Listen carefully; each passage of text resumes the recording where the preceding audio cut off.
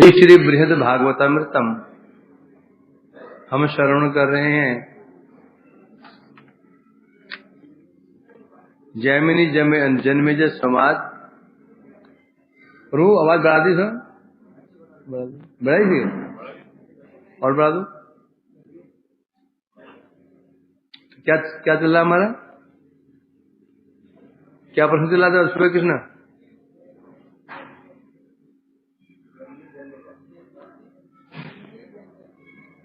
उसमें क्या चल रहा? कल कल कल हम कहाँ पहुंच गए थे? हरि बोल। तो क्या श्रवण किया है? हमने जो श्रवण किया, समस्त वैष्णव वृंद उसको समझा रहे थे। तुम जगदीश्वर का भजन करो। जब तुम स्वयं कह रहे हो तुम्हारे आराध्य में जगदीश्वर के तो लक्षण ही नहीं है, उनके लक्षण की ऐसी सामान्य मनुष्य की भांति है, तो क्या लाभ भजन को उनकी सेवा करने का? जब तुम्हारी आराध्य में जो लक्षण है सामान्य ये मनुष्य की भांति है, तो फिर लाभ क्या हुआ? तो ऐसे तुम सब छोड़ करके जगदीश्वर भजन करो। परंतु उसने क्या बोला? नहीं। तथापि कारण क्या था? उसकी निष्ठा मंत्र में नहीं थी, मन निष्ठा थी देवी के वचनों में। और जब वो उनके वचनों में श्रद्धा क्यों थी? श्रद्धा थी देवी में। तो कल यहां बताया जा रहा था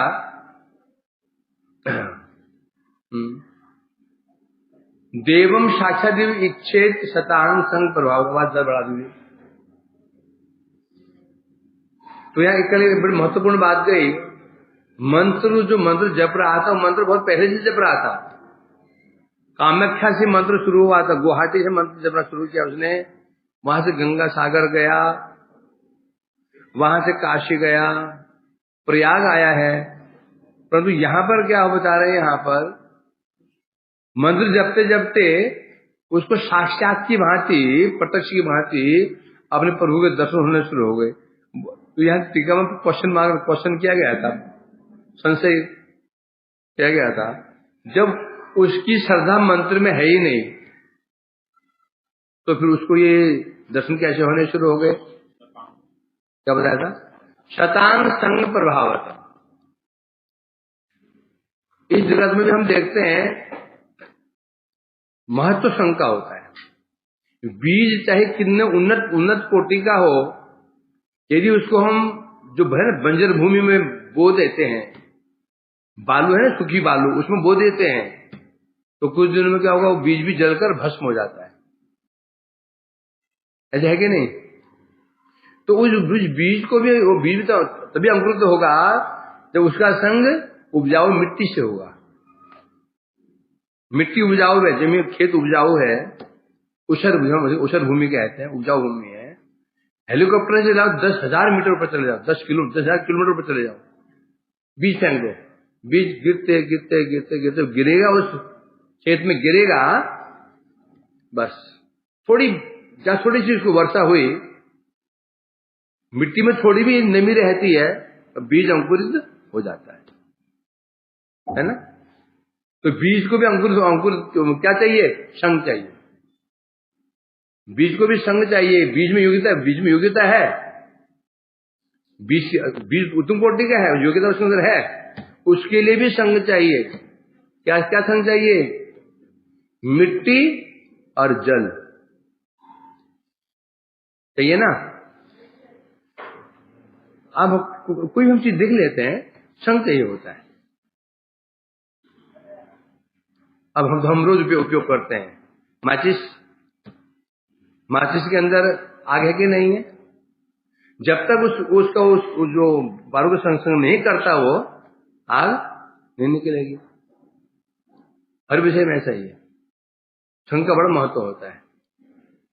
बहुत इंटेलिजेंट बच्चा, बहुत बुद्धिमान बच्चा है।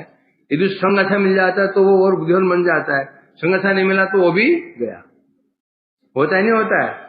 उसी जो यहाँ जो मंत्र जो फल दे रहा है, मंत्र के प्रभाव से जो उसका प्रभु के दर्शन होने शुरू हो गए, यहाँ महत्व किसका रहा?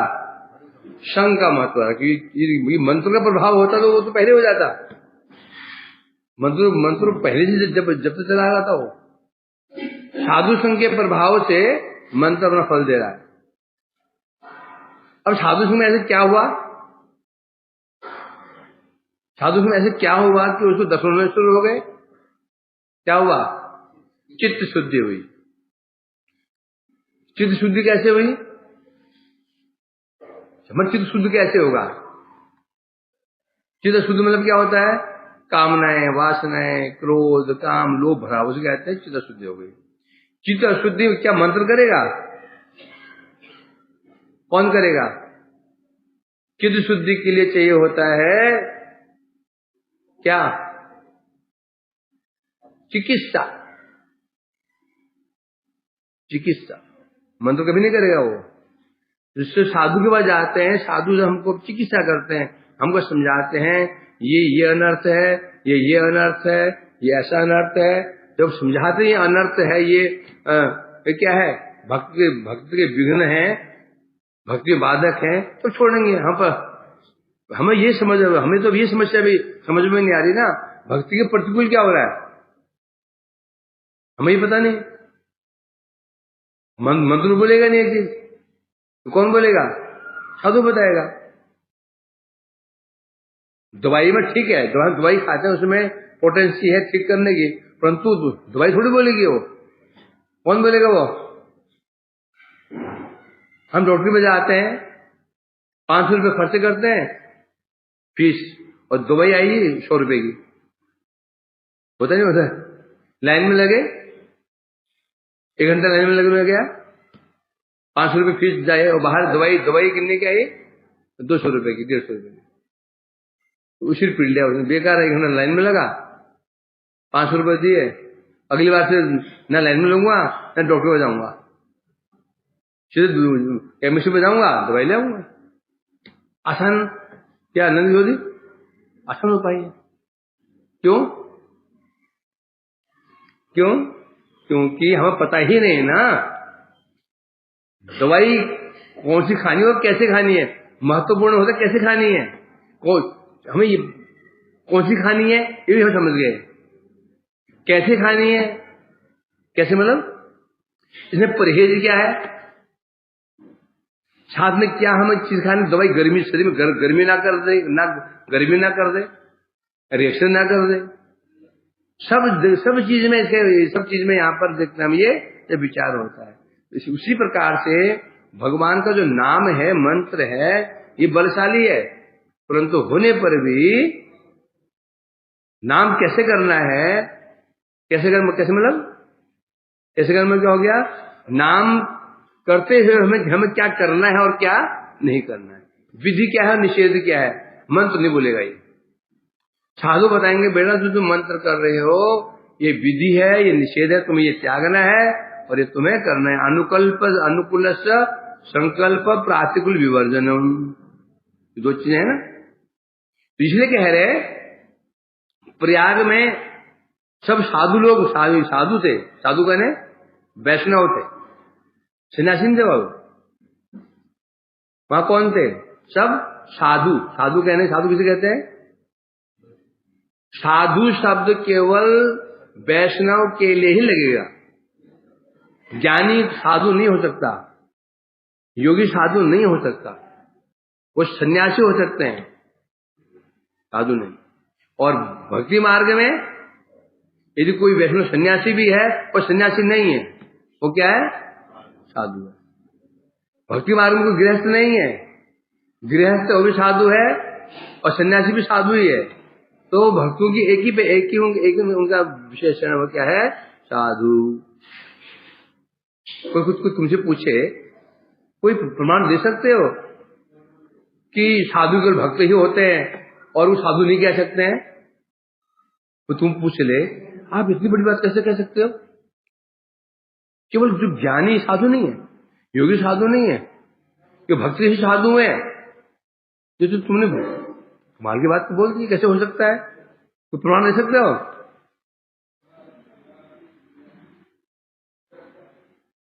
सनातन कोई प्रमाण है तो उसमें तो इसको प्रमाणित कर दे। साधवो हृदय मह्यम साधुनांग हृदय तो हम मद नित्य न जानते तुम ब्रह्मण आगे।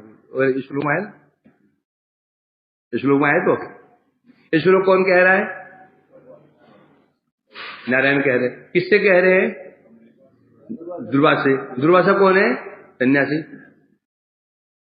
दुर्वासा सन्यासी तो है नहीं है? तो क्या कहा उनको? हे दुर्वासा जी, साधु मेरा हृदय है, मैं साधु का हृदय हूं। मेरे अलावा वो किसे नहीं जानता, मैं भी उसको छोड़ के जानता ही नहीं हूं। स्पष्ट कह रहे यहां पर तात्पर्य क्या हुआ? अम्बरीश को साधु कह रहे हैं। अम्बरीश को जगत में हमारी क्या धारणा है? साधु किसे कहते हैं? त्यागी को, है ना? धारणा क्या? जो लोग क्या धारणा लोगों की? जो लाल कपड़ा पहना हो, गृह त्यागी, वो साधु कहते हैं, सन्यासी हो। और यहां स्पष्ट कह रहे हैं अमृत तो जो लाल कपड़े नहीं उनके, और सन्यासी भी नहीं, गृह त्यागी भी नहीं है, वो गृहस्थ है, राजा भी है, उनको साधु कह रहे हैं। और जो लाल कपड़े हैं, किनके लाल कपड़े? दुर्वासा जी के, जो सन्यासी में है, उन्हें क्या कह रहे हैं? ब्राह्मण के। हे ब्राह्मण, जो लाल कपड़े में है, त्यागी है, उसको तो कह रहे हे ब्राह्मण। और जो गृहस्थ है, पत्नी बच्चे उसके पास में, राजपाट उसके पास में है, और क्षत्रिय है, उसको क्या कह रहे? साधु। तो ये सिद्ध कर देता है साधु शब्द का उपयोग भक्तों से होगा, वो चाहे गृहस्थ हो, चाहे त्यागी हो, चाहे ब्रह्मचारी हो, चाहे वानप्रस्थी हो, वैष्णव का नाम है साधु। तो साधु शब्द केवल वैष्णव के लिए ही लगेगा, अन्य के लिए लग ही नहीं सकता। लगा सकते हैं परंतु उचित नहीं होगा। इसे कह रहे हैं यहां पर तो यहां शतांग साधु के साधु संघ के प्रभाव से उसका चित्त शुद्ध हुआ, क्योंकि जब साधु संघ जो साधु नहीं कर रहा तो मन में अनिसंदेह थे, उसके क्या थे? अनिसंदेह थे। साधु संघ में संदेह दूर हो जाते हैं, तब जब चित्त शुद्ध होता है तब मंत्र काम करता है। तो इसकी ये स्थिति हुई थी। वहां साधु संघ प्राप्त हुआ, साधु संघ में इसने कथाएं सुनी, कथा सुनते सुनते इसके मन में संशय दूर हुए। मंत्र संशय किसके प्रति होते हैं? मन संशय होता है मंत्र के प्रति, गुरु के प्रति, शास्त्रों के प्रति, भगवान के प्रति, इतने संशय होते हैं। बस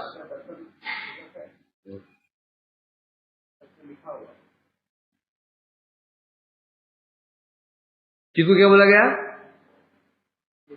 दर्पण। दर्पण में धूल जमी हुई है। अब तुझे उसमें अपने दर्शन होते हैं? दर्पण में दर्शन होते हैं? नहीं होते हैं। क्या करते हो? पहले उसमें साफ करते हो, पीछे घुस जाते हो जाकर। क्या करते? पहले शीशे को साफ करता है, फिर पीछे जाकर के घुस जाता है शीशे में, फिर सामने आके देखता है, दो रूप बनाता है। ऐसे करते हैं ना उनको भी। अब ऐसे करते हैं ना, शीशे साफ करके शीशे को जो घुस जाते पीछे उसमें, ऐसे करते क्या? दर्पण है वो, तो तुम उसमें हो ही हो, और धूल के पर जमी दिखाई नहीं पड़ रहे हो। भगवान कहां दूर है क्या? भगवान कहां पर बैठे हुए हैं? भगवान कहां पर है? हृदय से हृदय में तो विराजमान है। बस समझते क्या हो रही है? चित्त में धूल जमी हुई है, कामनाएं हैं, वासनाएं हैं, पाप हैं, अनर्थ हैं, दिख नहीं रहे। साफ कर दो, भगवान सामने। तो इसलिए कह रहे हैं जब उनको दर्शन होने शुरू हुए, वस्तु स्वभावाद आनंद मूर्छा मापनोति कथिचित व्युत्थाय जप कालम अपगमा आलक्ष्य सोचती। अभी हम 1 घंटे में स्वरमाला कर लेते हैं। 1 घंटे में कोई 5 मिनट में, कोई मेरे 50 मिनट में ही फिर माला हो कहते करते हैं, होता है। इसका मतलब हो नहीं रहा है। जिस दिन नाम होना शुरू हो जाएगा, हरे कृष्ण किया और कृष्ण की स्फूर्ति हो गई, बस मुंह बंद, होश ही नहीं है, डूब ज्ञान में डूब गए। 1 घंटे हो जाए हरे कृष्ण से, समझा कि समझा नहीं? मेरा प्रभु जी 1 घंटे में सुरमाला हो ही जाती है, अवश्य हो जाती है। पूरा ध्यान कहां पर है? माला में। पूरी ध्यान ध्यान कहाँ है? माला में है। कि माला पूरी हो रही, सरकारों नहीं सरकारों, पूरा ध्यान कहां पर है? माला में है, भगवान में नहीं। जब ध्यान भगवान में चला जाएगा, स्फूर्ति हो जाएगी, आनंद की प्राप्ति। जब तो माला में ध्यान है, आनंद नहीं हो रहा है। आनंद के माला में छिपा हो गया। आनंद का आधार माला है क्या? कौन है? भगवान है। हम माला कर रहे हैं, ध्यान माला में लगी हुई है। सुमेरु आगे घुमाना है उसको कि पार ना हो जाए। एक माला खींचनी है, साकी माला एक हो गया, आनंद कहां से होगा? माला आनंद माला में नहीं छिपा हुआ है। आनंद कहां पर है? भगवान में। जब माला करते करते करते करते नाम करते करते प्रभु की स्फूर्ति होनी शुरू हो जाएगी, छवि आनी शुरू हो जाएगी, फिर आनंद मूर्छा। हरे कृष्ण करोगे मूर्छित, 2 घंटे तो होश ही नहीं। 2 घंटे फिर आंख खुलेगी, एक हरे कृष्ण फिर करोगे, फिर मूर्छित, फिर 1 साल में 16 माला होगी।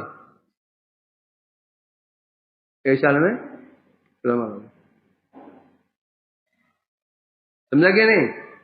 तो फिर संख्या क्या होगा? अरे भजन संख्या से थोड़ी होता है, भजन की संख्या से होता है क्या?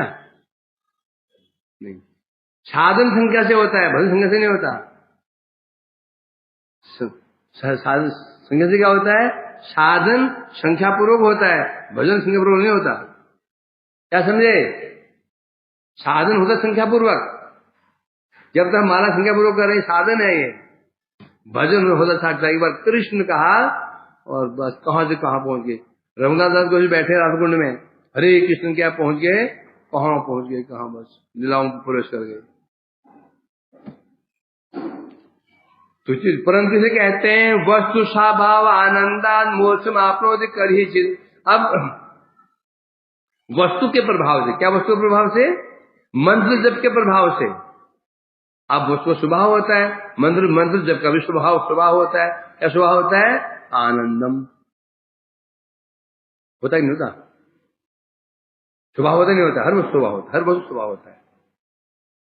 कैसे? तुमने शत्रु का नाम लिया, उसका भी स्वभाव है।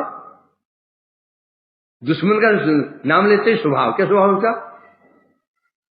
अब शत्रु का नाम लिया या सुना, नाम लिया, कीर्तन सुना और नाम लिया, उसका स्वभाव क्या है? आग लग जाना, आंखें लाल, जबड़े भीग जाना, है कि नहीं? और प्रिय मित्र का नाम ले लिया, उसका स्वभाव क्या है? मन की प्रसन्नता। ऐसा है कि नहीं? ऐसा नहीं है? ऐसा ही है। तो उसी प्रकार से बता रहे हैं, जो मंत्र का जप, जो हम नाम जपते हैं, मंत्र जपते हैं, इसका प्रभाव क्या है? इसका प्रभाव आनंद मूर्छा। आनंद मूर्छा क्यों? आनंद कब होता है? किसका नाम लेने से, स्मरण करने से? जो प्रिय व्यक्ति होता है हमारा, अत्यंत प्रिय व्यक्ति हो, नाम लेते ही उसका मन, हमारा मन प्रसन्न हो जाता है। नाम सुना लेते मन प्रसन्न हो जाता है, मुख खिल जाता है, अच्छा लगता है, सुनो अच्छा लगता है ना? फिर कह रहे हैं क्योंकि अब ये जो नाम अभी हम नाम कर रहे हैं, केवल नाम ही कर रहे हैं, बस हो गया, स्फूर्ति नहीं हो पा रही, आनंद नहीं हो रहा। परंतु ये जो ब्राह्मण था, जो मंत्र जप रहा था, मंत्र जप के प्रभाव से इसको जो मंत्र के देवता थे उसके दर्शन हो रहे थे, मतलब संबंध ज्ञान हो रहा था, इसका संबंध ज्ञान हो रहा था, है? क्योंकि आनंद तभी होता है जिससे हमारा संबंध होता है ना, उसका नाम लिया जाए तो जरूरी, संबंध जरूरी है। तुम बाजार में गए, किसी तो हेल्प कर दी, फॉर एग्जाम्पल दुकान में गए तो सोचा मोबाइल से पेमेंट कर देंगे और दिखा दूंगा वो बैटरी डाउन हो गई और सामान भर लिया, सामान वापस बुक करोगे नहीं। बोले मैं एक व्यक्ति खड़ा था, बोला क्या समस्या है, ये मोबाइल खराब हो गया, 500 रुपये देने थे। मैं दे देता हूँ, नंबर ले जाओ मेरा, मैं भेज देना। उसने तुम्हें हित किया क्या, तुम उसे नाम स्मरण करें तो तुम्हें आनंद होगा? वो आनंद होगा कि नहीं स्मरण करके उसका? जी नहीं होगा। आनंद क्यों होगा? हाँ अच्छा था, बस अच्छा था अलग चीज है, आनंद होना अलग चीज है। ये समझे? तुम्हारा अपना बच्चा है, लड़का अपना है, या अपना कोई बहुत प्रिय व्यक्ति है, उसका नाम लेते हैं, क्या होगा? एक आनंद होना अलग बात है, अच्छा लगना अलग बात है। तुम्हें उसका नाम ले अच्छा लगा कि अच्छा सज्जन पुरुष था, आनंद नहीं होगा, बल्कि दुख हुआ। ये 500 रुपये जा रहे हैं, 500 रुपये कम हो जाएंगे बैंक से। तो आनंद का आधार होता है संबंध, प्रेम। आनंद का आधार है प्रेम, और प्रेम का आधार क्या है? संबंध। आनंद तब होगा जब प्रेम हो, प्रेम तब हो संबंध हो। तो जिसने जब हेल्प की प्रेम नहीं है, वो उससे क्या भाव है? तटस्थ भाव है, तटस्थ। ऐसा होता है नहीं, ऐसा होता है। तो यहां क्या हो रहा है, जब तक हम मंत्र जप रहे हैं, नाम जप रहे हैं, जब तक संबंध नहीं होगा, हमारे जो भगवान हैं कृष्ण, जो इष्ट देवता हैं, जब तक संबंध नहीं होगा उनसे नाम लेते हुए आनंद होगा ही नहीं। जब तक संबंध ज्ञान नहीं होगा तब तक मंत्र जपो या नाम लो, आनंद होगा ही नहीं। क्यों नहीं होगा? क्यों नहीं होगा? संबंध नहीं है, संबंध तो प्रेम नहीं है। जब जिसे प्रेम होता है, नाम लेते तो आनंद होता है। अब भगवान का मंत्र जप रहे हैं, नाम भी जप रहे हैं, प्रेम है नहीं है। क्यों प्रेम नहीं है? संबंध ही नहीं, तो संबंध ही नहीं है। लगे जब लगे जा रहे, जब कर जा रहे, आनंद नहीं हो रहा है। इसलिए सूर्यमाला करना बहुत भारी पड़ जाता है। तो यहाँ क्या हो रही है? इसका समझ क्या है? इसको क्या हो रहा है? संबंध ज्ञान हुआ, दर्शन भी हो चुके हैं, इसलिए इसको आनंद की प्राप्ति हो रही है। क्या प्राप्ति? आनंद की प्राप्ति क्या है? आनंद मूर्छा। आनंद की सीमा क्या है? आनंद का परिणाम क्या है? मूर्छा। बोले मूर्छा? आनंद का फल मूर्छा कैसे हो सकता है? आनंद का फल मूर्छा हो सकता है। आनंद हो जो बढ़ जाता है आदमी तो मुश्किल हो जाता है, और जो मूर्छा नहीं होती हुआ उसे आनंद मूर्छा कहते हैं। अब क्या हुआ? कुछ देर के बाद जब उसकी मूर्छा भंग हुई तो तुम्हारी मैं तो अपने मंत्र जप रहा था, और मंत्र जपने की एक सीमा ही हो, तो तय सीमा होती है। तुम्हें मंत्र कब तक जपना है? मंत्र से कब जपना होता है? संध्या के समय, रात्रि में नहीं। मंत्र कब जपते हैं? दोपहर के समय, मध्याह्न में, अपराह्न बेले में नहीं। सुबेरे कब जपते हैं? प्रातः काल में, पूर्वाह्न में नहीं। नियम होता है। तो जैसे आंख खुली, अरे तो क्या हो गया, देखा अरे तो मेरा समय चला गया, ये तो जो समय था, संध्या का समय था, चला गया, तो अंधकार हो गया। अंधकार हो गया। ये अंधकार में मतलब क्या हो गया? प्रदोष समय आ गया। सायकाल क्या होता है? संधि। दिन छिप रहा हो, रात्रि आ रही हो, संध्या कहते हैं। अर्थात अभी हल्का हल्का प्रकाश है, बहुत अंधकार भी नहीं है, प्रकाश भी नहीं है, धुंधला धुंधलापन से कहते हैं संध्या बेला। आकाश में एक दो तारे दिखने पड़ने लग गए हैं, बेस्ट टाइम होता है। सूर्य आने जब करने बैठो, आकाश में एक दो तारे दिखने, एक दो तारे दिखने चाहिए बस। और रात को भी ऐसे होना चाहिए, तो समझो ये बेस्ट समय होता है। ये नहीं कि अभी 4 बजे आने करने बैठ गए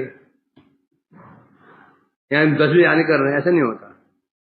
तो यहां कह रहे हैं, तो जो नियमित समय था संध्या आने करने का, वो चला गया था।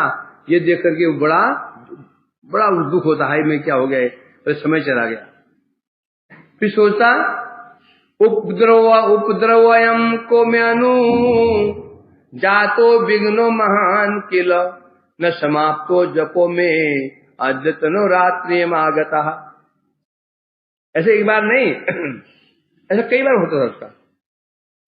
तो फिर सोचता बेचारा, मैं तो मंत्र जप रहा था, तो मंत्र जपते ये उपद्रव कैसे हो गया? उपद्रव मतलब बाधा, ये बाधा कैसे आ गई?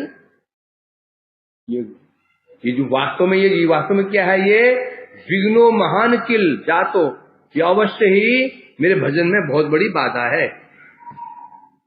मंत्र जप रहे हैं, संध्या कर रहे हैं, नाम कर रहे हैं, और नींद आ जाती है या कोई बाधा आ जाती है, ये क्या बहुत बड़ी बाधा है, भजन में बाधा है, बाधा आ गई।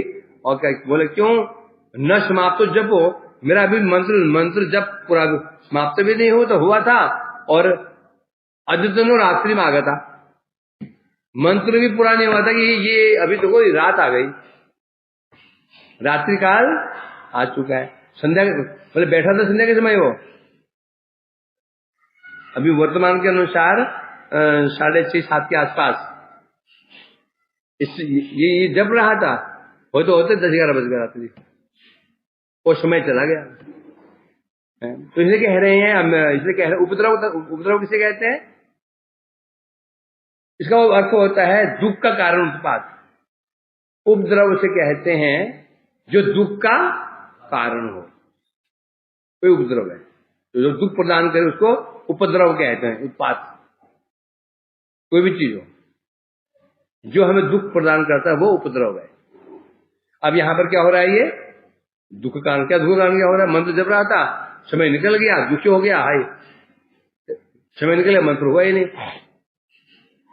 तो ये केवल उपद्रव ही नहीं है, ये महाविघ्न है।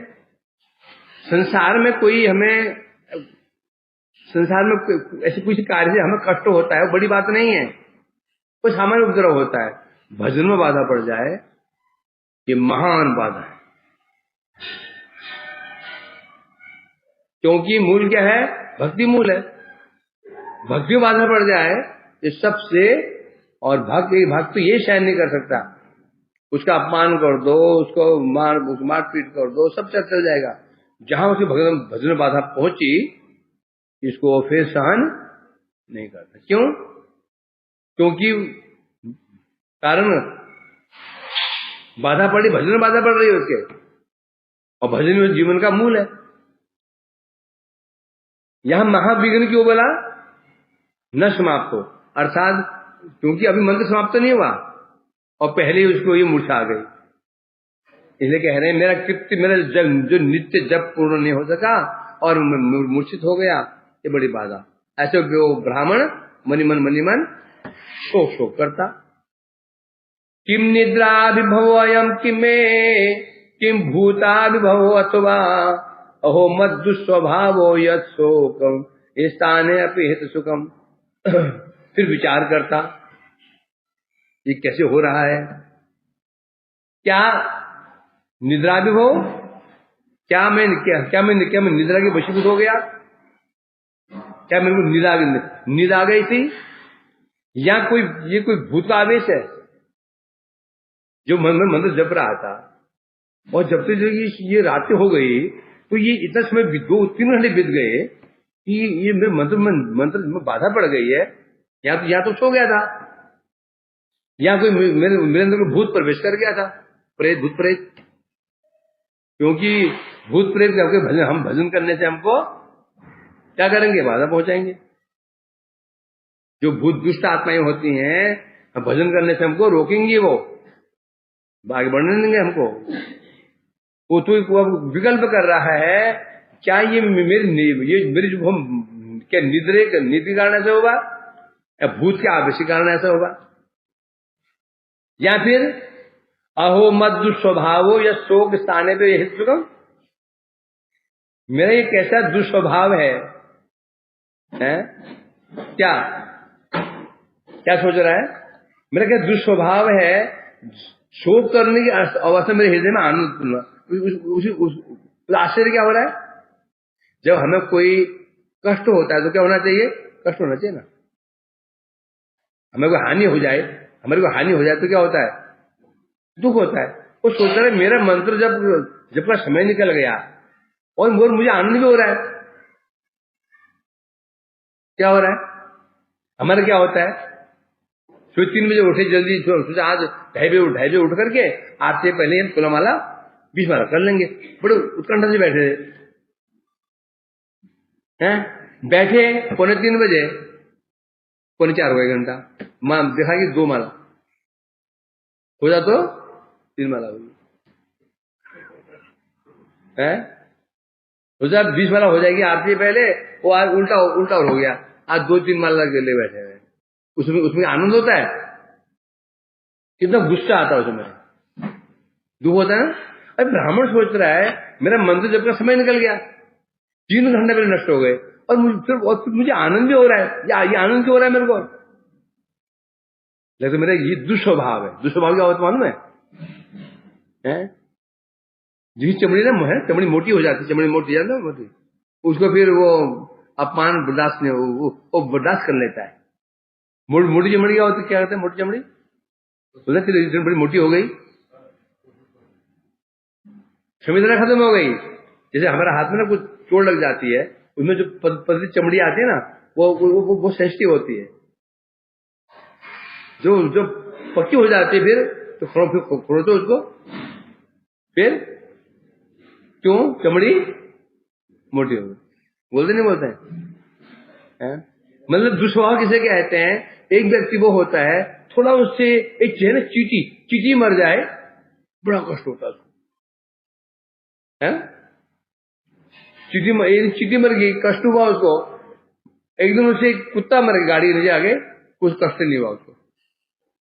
चीटी मर गई तो कष्ट हुआ, गाड़ी में कुत्ते का बच्चा मर गया, दिखा उसे आगे निकल पड़ा। तो क्या मानना पड़ेगा? स्वभाव, इसका स्वभाव बन गया है, इसका स्वभाव बन गया है। स्वभाव मतलब पाप करने की प्रवृत्ति बन गई है इसकी। दुष्स्वभाव क्यों कह रहे हैं? अर्थात मेरी इतनी बड़ी हानि हो गई। एक साधक के लिए सबसे बड़ी कीमती वस्तु क्या है? साधक के लिए सबसे कीमती वस्तु क्या है जगत में? सबसे कीमती वस्तु क्या है इस संसार में एक साधक के लिए? समय। देह भी नहीं है, कोई बात नहीं छूट जाए। बड़ी चीज क्या है? समय। सबसे कीमती वस्तु समय होता है, और जब समय चला जाता है कष्ट होता है। तो जब कीमती वस्तु जब चली गई है, दुख नहीं हो रहा है, तो समझो इसका मतलब क्या हो गया? इसका स्वभाव बन गया। ये स्वभावी हो गया है, किसी को फर्क नहीं पड़ता। तो क्या मेरा क्या हो गया? क्या हमें सावधान रहना चाहिए कि ऐसा ना हो जाए कभी। यदि कभी ऐसा हो गया, सपोज किसी वैष्णव उल्टा पुल्टा बोल दिया, कष्ट होना चाहिए, है ना? भगवान बोलते हमारे को मन में कोई खराब बात आ गई, संदेह आ गया, मन में कष्ट होना चाहिए। माला पूरी नहीं हो पाई, कष्ट होना चाहिए। एक तो माला पूरी नहीं हो पाई है और भी आनंद भी हो रहा है, कष्ट भी नहीं हो रहा है, तो समझो इसका स्वभाव खराब हो चुका है। और महत्व स्वभाव का होता है। यदि कभी ऐसा हो जाए तुम्हारा, जैसे संख्या पूर्व नाम करते थे, 1 लाख करते थे, या फिर 40 राउंड्स करते थे, एक दिन माला पूरी नहीं हुई, थोड़ा कष्ट हुआ, 4 दिन पूरी, फिर कष्ट होना ही बंद हो गया। जिस दिन माला पूरी न होने पर, नियम पूरा न होने पर कष्ट होना बंद हो जाए, तो समझ लो तुम्हारा स्वभाव बन गया है। क्या स्वभाव? नियम तोड़ना तुम्हारा स्वभाव बन चुका है, कष्ट नहीं हो रहा है। और ये सबसे हानिकारक होता है। क्या होता है? हानिकारक हो गया तुम्हारा, तो स्वभाव बन गया अभी बस। ये बस स्वभाव जो बन जाता है ना, फिर जल्दी वो फिर मिटता भी नहीं है। जो चीज हमारे स्वाभाविक बन जाती है ना, उसे मिटाना आसान। फिर तो इसे दुखी हो गया वो, ये बड़ी विचित्र बात है, मेरी इतनी बड़ी हानि हो गई, मेरे 3 घंटा नष्ट हो गए, मुझे तो कहा दुख होना चाहिए, मन में आनंद की स्फूर्ति हो रही। है? अब यह ब्राह्मण के मन में आनंद क्यों हो रहा है कि उसे समय नष्ट हुआ ही नहीं। क्यों नहीं हुआ? वो सोच रहा है, वास्तव में हो गया रहा था। वो आनंद मूर्छा में, आनंद मूर्छा क्या होती है? एक मूर्छा होती है।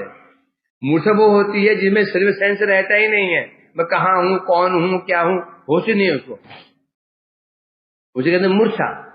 एक भक्त आनंद में मूर्छित हो जाता है।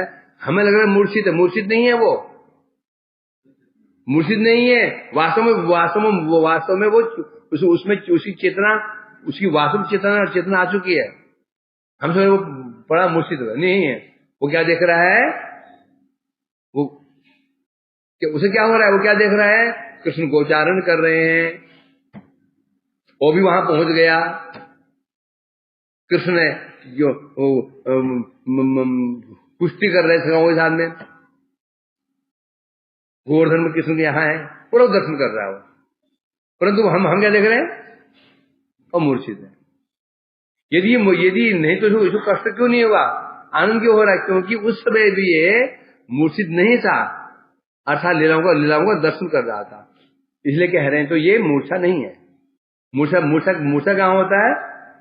जब डॉक्टर को इंजेक्शन लगा देता है ना हमको, वो मुंह को लगा देता है, वो गैस था, क्या बोलता है उसको, एनेस्थेसिया क्या बोलते हैं, वो देता है, तो फिर होश नहीं है। हम कहाँ हैं, क्या है, जिंदे हैं कि मरते हैं, उस समय क्या बेहोश। वो है वो, उसमें अवस्था कैसे होती है? मरे भाई वहां हो जाती है। तो इसलिए कह रहे हैं यहाँ पर कि सोच रहा है ये क्या हो गया, मेरा दुष्भाव बन गया क्या, मुझे इतनी बड़ी हानि होने पर भी मेरे को दुख क्यों नहीं हो रहा है, मनुष्य सुख की अनुभूति क्यों हो रही है? दुख हो गया। तात्पर्य कहने क्या हुआ? यहाँ क्या संदेश मिल रहा है हमको? हमें क्या संदेश मिल रहा है? जो भजन करना चाहता है, भवन प्राप्त करना चाहता है, उसके लक्षण होने चाहिए। भाई मेरे आधा घंटा बीत गया, 2 ही माला हुई है, कम से कम 2 आधे घंटे में 4 माला होनी चाहिए थी, 2 ही माला हुई है। ये तो कष्ट ही नहीं हो रहा उसको, कष्ट ही नहीं हो रहा, तो इसका उस व्यक्ति दुस्वभाव बन गया। अब हमें अभी चेक करना पड़े हमें होता है या नहीं होता है। वास्तव में भजन करने वाला है, मुझे बड़ा कष्ट हुआ है, जो मेरे आधा घंटा नष्ट हो गया। जो भजन नहीं करने वाला है उसे कोई समस्या नहीं होती। तो वो ब्राह्मण मनी मन सोचा, हाय मेरे भजन में ये विघ्न क्यों उपस्थित होता है? जैसे ही मैं मंत्र जपने बैठता हूं, सबसे पहले क्या हो जाता है, मेरे को 2 घंटे बीत जाते हैं, मैं कभी मंत्र जप पूरा कर ही नहीं पाता हूं। स्वयं विचार कर रहा है, फिर कल्पना कर रहा है, क्या इसके कारण क्या निद्रा है क्या? ठीक है, क्या मैं मुझे क्या बोलते हैं तंद्रा, क्या मैं तंद्रा चलते क्या ऐसे करके, क्या मैं, या फिर ये निद्रा, या फिर भूत प्रेत घुस गया को मेरे अंदर। इसलिए कह रहे हैं यहां पर, क्योंकि सुषुप्त अवस्था में जिस प्रकार 3 अवस्था होती हैं, जागृत अवस्था, स्वप्न अवस्था, सुषुप्ति, हमें 3 अवस्थाएं होती हैं। एक होते अभी हम कहां पर, हम किस अवस्था में? हम जागृत हैं, मुझे पता है मैं कहाँ बैठा हूं, मैं क्या कर रहा हूं, कथा सुन रहा हूं, मैं बैठा हूं, ये अभी 6:30 बज चुके हैं, पंखा चल रहा है, संध्या बेला होने वाली है, ये क्या है? जागृत अवस्था। स्वप्न अवस्था, न जगा हुआ है न सो रहा है, जिसे हम कहते तंद्रा। जब बिस्तर में पड़ते हैं ना, जब बिस्तर में लेट जाते हैं, तो क्या होता है? न नींद में होते हैं न जगे होते हैं, हल्की तंद्रा आती रहती है, पता चलता है कि बगल में वो वहां गप मार रहा है, चुप हो जा, बोलते भी है, नींद भी आ रही है। इसे कहते हैं स्वप्न, क्या कहते हैं? स्वप्न अवस्था। तभी सपने आते हैं, सपने तभी आते हैं। तीसरी सुषुप्त अवस्था, ये कौन सी सुषुप्त अवस्था कौन सी होती है? बता रहे हैं, समस्त इंद्रिय वृत्तियां स्थगित, जितनी हमारी वृत्तियां हैं मन की वृत्ति स्थगित। मन की वृत्ति क्या है?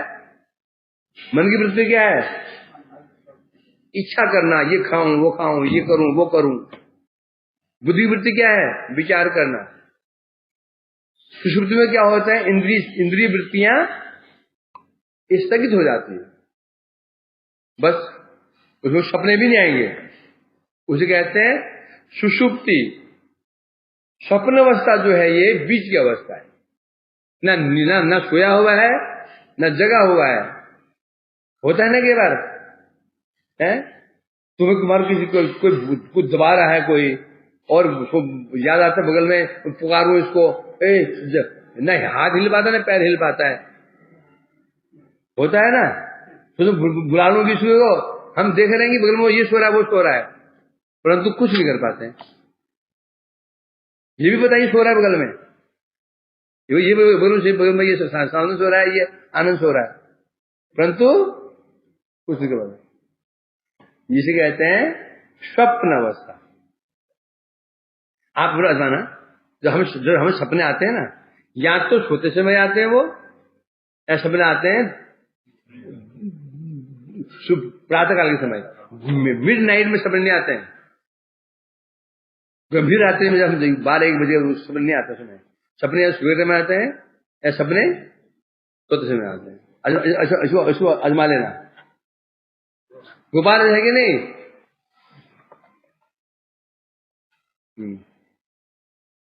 तो इसलिए कह रहे हैं, या फिर यहाँ कोई जादू टोलने का कोई कारण, किसी मेरे को कोई जादू टोना कर दिया, जादू टोना कर दिया कि जैसे ये भजन कर ही ना पाए, ऐसे में ऐसे जादू टोना का मंत्र करेगा, उसके कुछ गले में खिला दिया, कुछ बांध दिया, कुछ घर में डाल दिया, उसके जैसे मारा करने बैठेगा। लेकिन जादू टोना तंत्र मंत्र, क्या किसी में मेरे को तंत्र मंत्र कर दिया, जादू टोना कर दिया क्या, कि मेरा समय कहां जाते हैं पता ही नहीं चलता, मेरा समय कहां चला गया। या फिर मेरे ऊपर प्रेत का आवेश हो गया, भूत का आवेश हो गया, जैसा भी हो, वह खेद का विषय है। और सबसे बड़ी बात यह है, दुख का विषय यह है कि क्या मैं मंत्र जप नहीं कर पा रहा, मेरा समय निकल गया, जो मुझे दुख नहीं हो रहा है, सुख हो रहा है। चिंता का विषय यह है, नाम पूरा ना हो पाना दुख की बात नहीं है।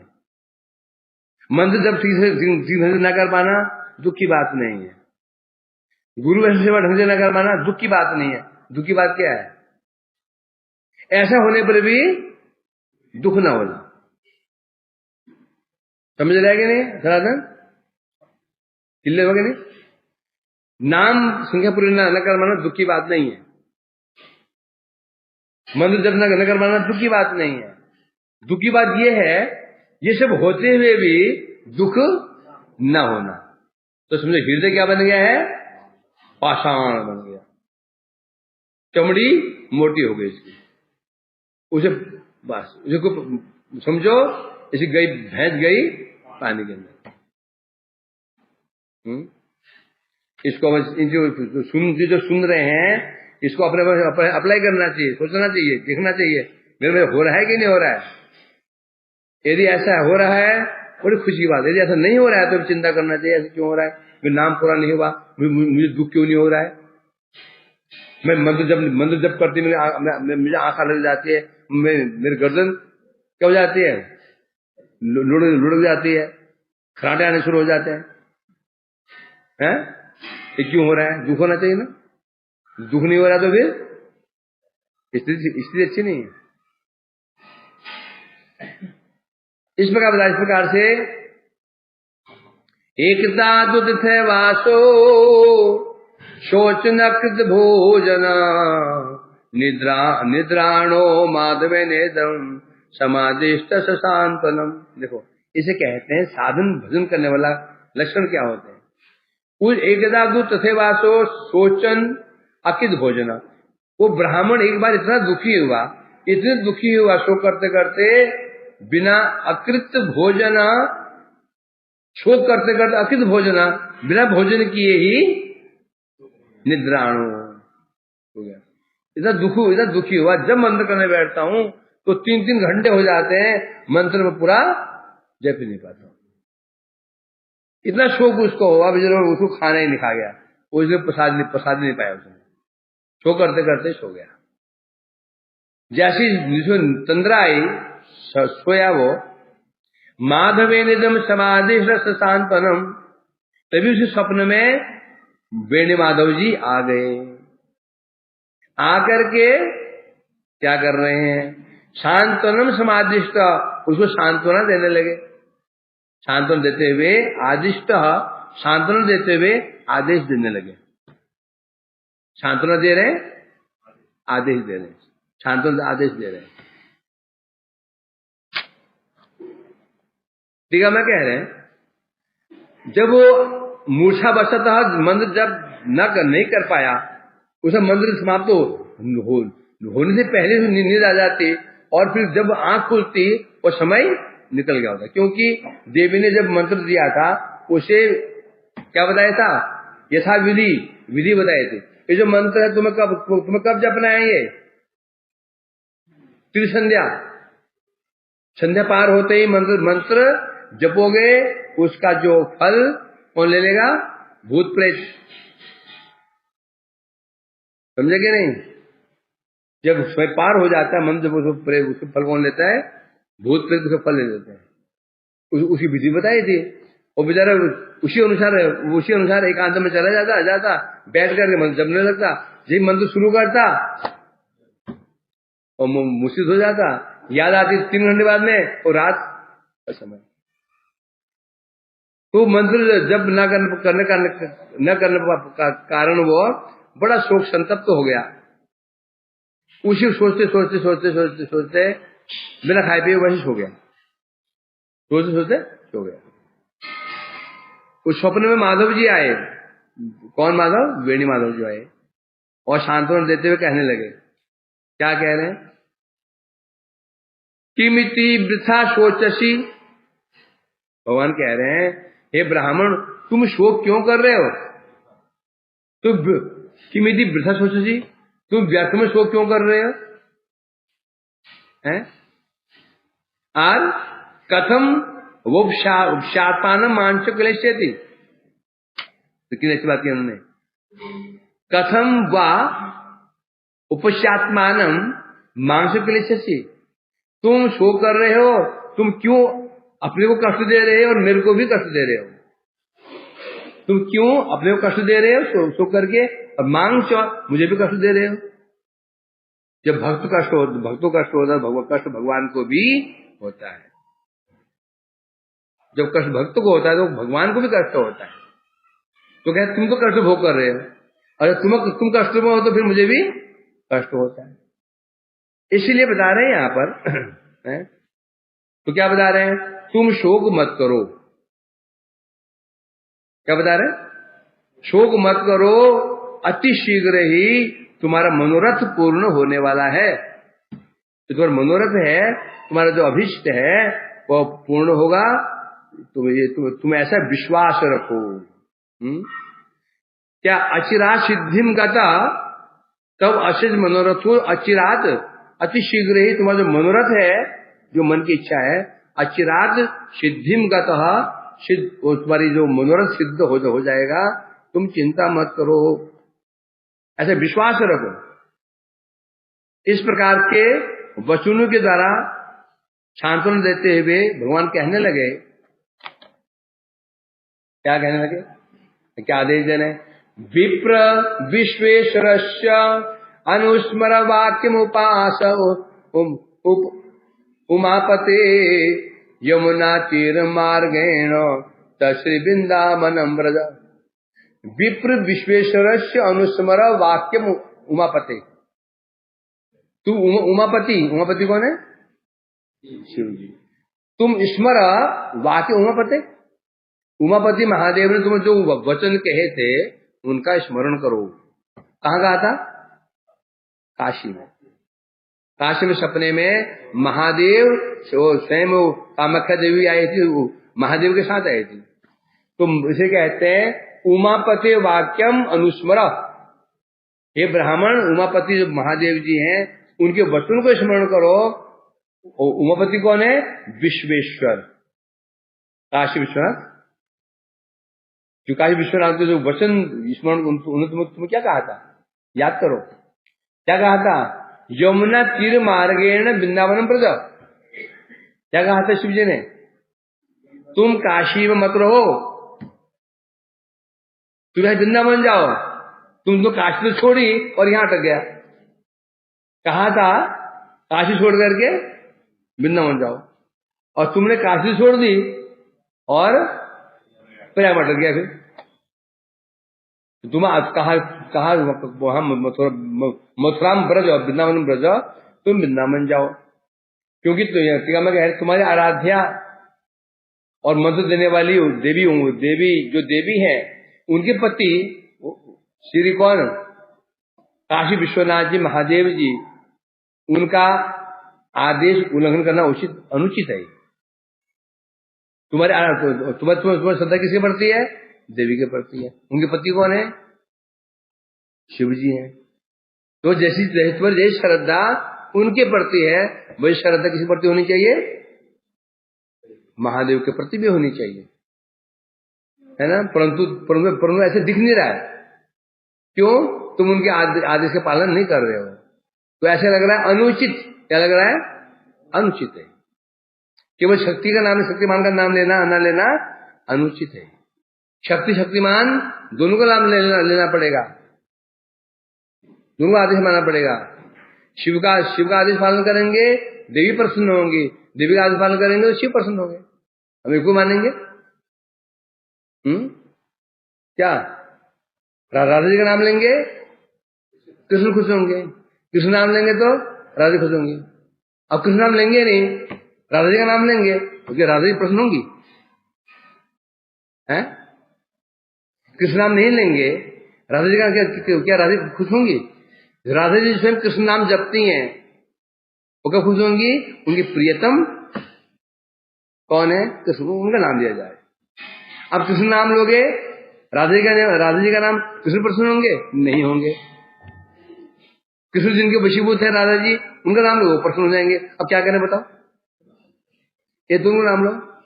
राधा नाम गाने भाई श्री कृष्ण चरण पाए, राधा गाने कृष्ण चंद्र। राधा जी का नाम लेने से कृष्ण प्रसन्न होंगे, और कृष्ण नाम लेने से राधा जी प्रसन्न होंगी। तो क्या विधेय क्या है? युगल नाम। तो कह रहे तुम्हारी श्रद्धा जैसी देवी के प्रति है, तो वही श्रद्धा उनके पति महादेव के प्रति भी होनी चाहिए, है? उनके पति हैं वो, इसलिए कह रहे उनका आदेश पालन करो। और इसलिए तुम यहां से अब यहां मत रहो और सीधे आज वृंदावन चले जाओ। इस प्रकार से स्वयं वेणी माधव जी महादेव के वचन का स्मरण कराते हुए आदेश दे रहे हैं कि तुम्हें शिव जी के वचन का अनादर नहीं करना चाहिए। तत्र असाधारण हर्षम लप्स्यसे मत प्रसादत विलंबम पथि पुत्रापि मां कुरुस्व कथंचनम। और जब वृंदावन पहुंच जाओगे तुम्हें वहां से असाधारण हर्ष मिलेगा। क्या मिलेगा? असाधारण हर्ष। तो प्रसन्नता मिलेगी, असाधारण प्रसन्नता प्राप्त होगी। कैसे? लप्स्य मत प्रसादत, मेरी कृपा से। क्योंकि वो स्थान किसका है? मेरा स्थान। मेरे साथ मेरी जगह जाओ ना। ये मेरी जगह है ही नहीं है। मेरी जगह कहां पर है? वहां जाओ। तो वहां जब पहुंच जाओगे मेरी कृपा से तुम्हें वहां पर असाधारण आनंद की प्राप्ति होगी। अतः पुत्रापि विलंबम मां। अब रास्ते में कहीं विलंब नहीं करना, फिर के अटक गए। पुरुष क्यों? कहीं भी आपको विलंब मत करना, सीधा कहां पहुंचो?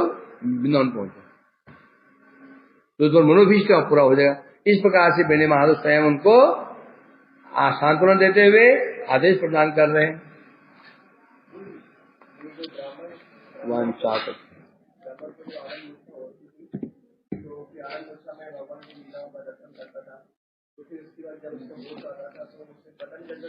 नहीं, वही तो है ना, शोक हाई, मेरा टाइम चला गया, हाई टाइम चला गया, और क्या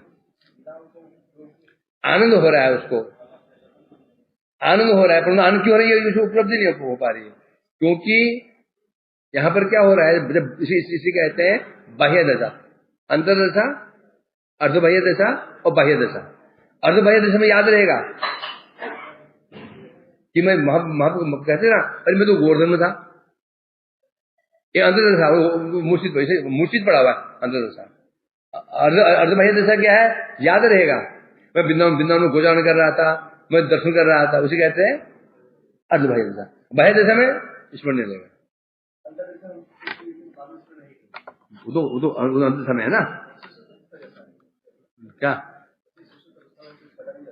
नहीं, शुरू दर्शन कर रहा था, बताया साक्षात रूप में। अर्धबाह्य दशा में जो दूसरा हल्का सा याद रहेगा उसको कि मैं कहाँ था। बाह्य दशा में बिल्कुल मैं कौन हूँ, कहाँ हूँ, पूरा ही, मतलब ये मूर्छावस्था है, परमात्मा होता है, ये मूर्छावस्था है।